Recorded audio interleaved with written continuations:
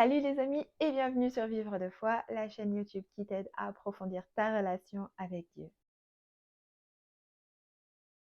Si tu ne me connais pas, sois le bienvenu. Je m'appelle Océane, j'ai 33 ans, je suis apprentie pasteur et étudiante en théologie et cette chaîne, c'est ma passion. J'y enseigne la Bible, livre par livre. Aujourd'hui, nous continuons l'évangile de Matthieu que nous avons débuté en janvier et nous lisons ensemble le chapitre 8, des versets 5 à 13. Je lis déjà le passage et après on en parle. Jésus entra à Capernaum quand un officier romain l'aborda. Il le supplia. « Seigneur, mon serviteur est couché chez moi. Il est paralysé, il souffre terriblement. »« Je vais chez toi, lui répondit Jésus, et je le guérirai. »« Seigneur, dit alors l'officier, je ne remplis pas les conditions pour te recevoir dans ma maison, mais tu n'as qu'un mot à dire et mon serviteur sera guéri. Car moi-même, je suis un officier subalterne, mais j'ai des soldats sous mes ordres. Et quand je dis à l'un « va », il va. Quand je dis à l'autre « viens », il vient. Quand je dis à mon esclave « fais ceci », il le fait.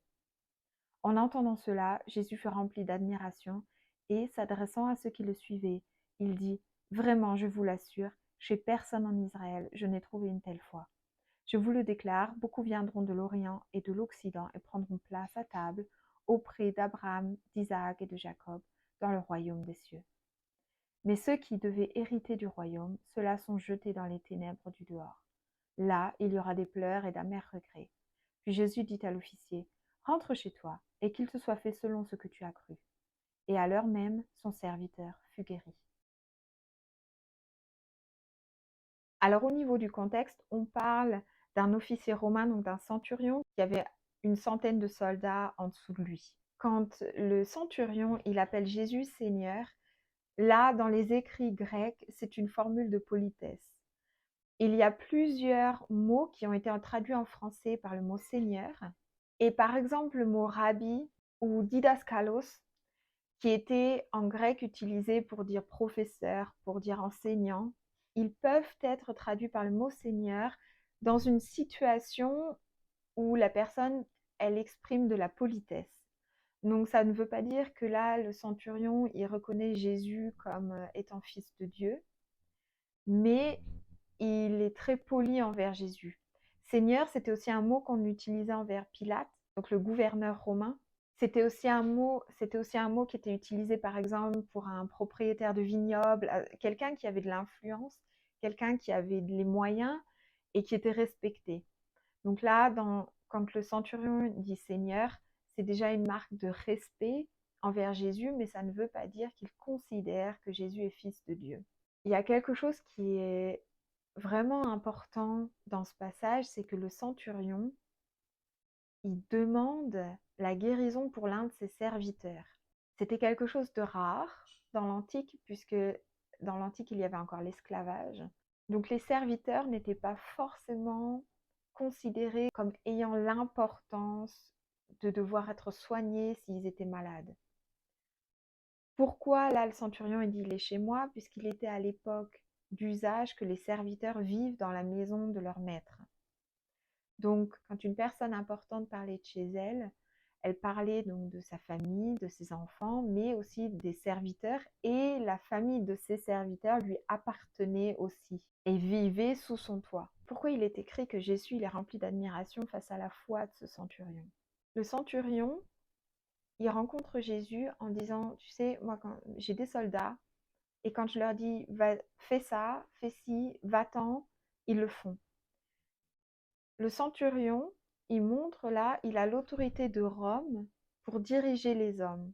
Et quand il dit à Jésus, je ne remplis pas les conditions pour t'accueillir, mais je suis sûr qu'avec un mot, tu vas pouvoir le guérir, ça montre que le Romain, il a compris que l'autorité de Jésus venait de Dieu et venait du ciel.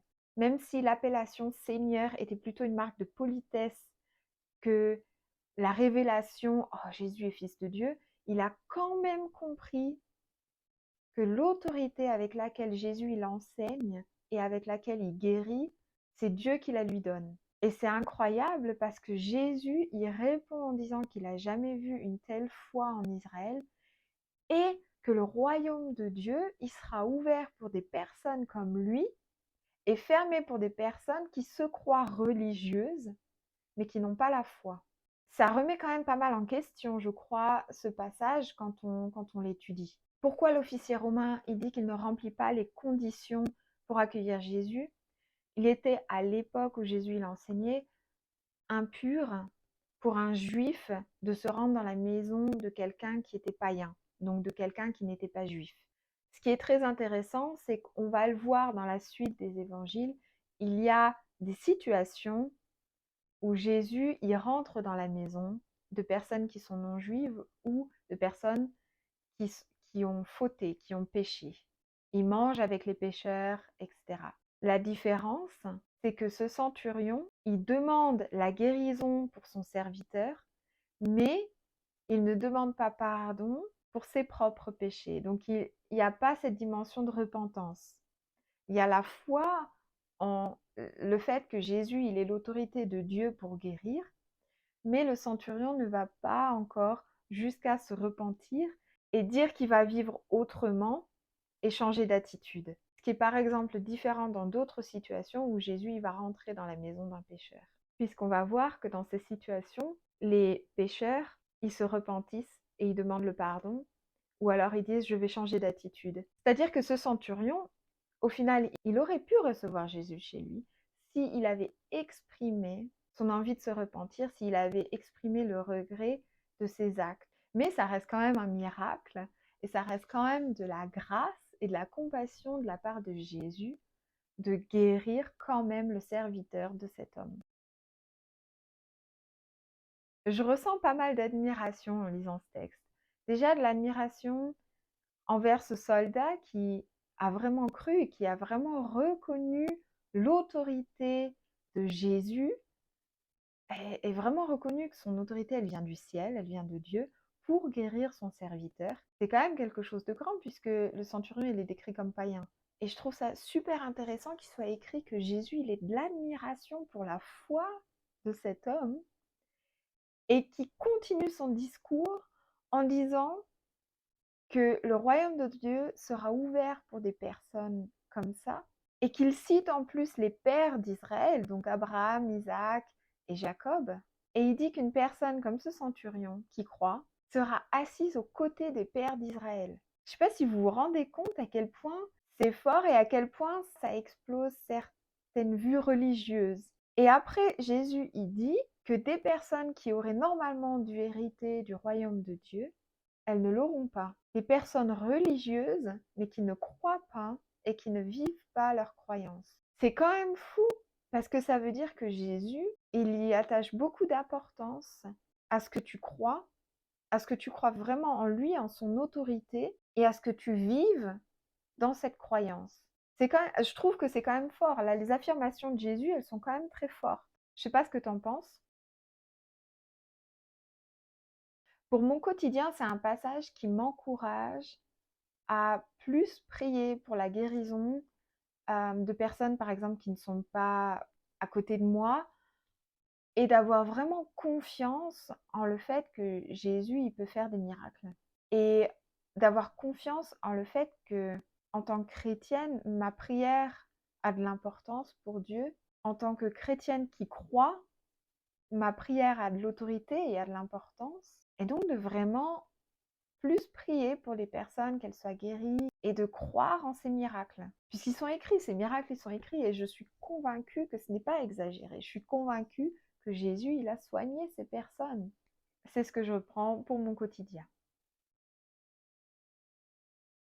Allez, on termine cette vidéo avec la prière. Mon Père, je te remercie en le nom de Jésus-Christ de nous avoir fait venir ton Fils sur terre pour qu'on découvre tes merveilles, qu'on ait accès à ton royaume et qu'on apprenne à te connaître. Mon Père, je prie pour que tu nous ouvres les yeux sur les personnes qui ont besoin d'être guéries et que tu nous donnes l'autorité de prier pour elles, que tu nous donnes les mots pour prier pour elles. Et je prie pour ta grâce, que tu les soignes en le nom de Jésus-Christ. Je prie pour les personnes qui regardent cette vidéo, y compris moi, que tu guérisses nos maux et que tu nous soulages de nos douleurs. Jésus-Christ, je prie pour que tu nous donnes aussi une très forte croyance, qu'on croit vraiment en tes miracles, qu'on croit en ton autorité qui vient du ciel, qu'on découvre ce que ça veut dire pour nous, pour notre quotidien, pour notre relation avec toi. Je prie pour qu'on ait vraiment une foi solide, une foi qui voit et qui croit en tes miracles, Jésus. Je prie pour que vraiment on rentre un jour dans le royaume de Dieu. En ton nom, Jésus-Christ. Amen. Les amis, on se voit lundi pour une nouvelle vidéo. Si t'es pas encore abonné sur ma chaîne, n'hésite pas à t'abonner. Allez, salut!